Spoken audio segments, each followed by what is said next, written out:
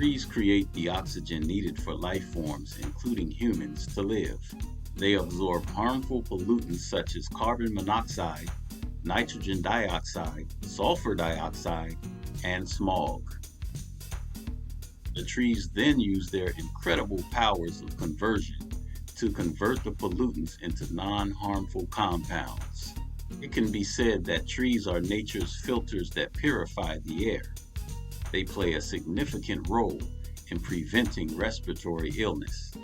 Our ancestors taught us that humans are interconnected and interdependent with everything in nature.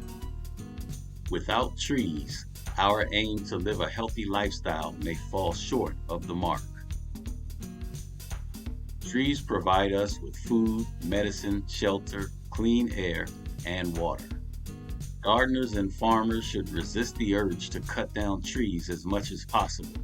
Historically, civilizations cut down many trees for the purpose of agriculture and building homes and other structures used in human society.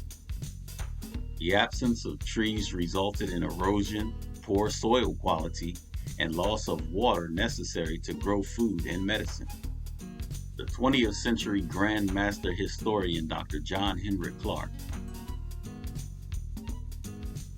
reminded us that the forest was a drugstore. By cutting down large and small forested areas, we place ourselves at the mercy of others to heal us, even those that may not have our best interest at heart. So what can we do to help restore the health of the planet? From a grower's perspective, we can adopt a piece of land, no matter how small it may be, and plant a tree. I'm your natural mystic medicine man reporting for Natural Medicine News. Peace and guidance.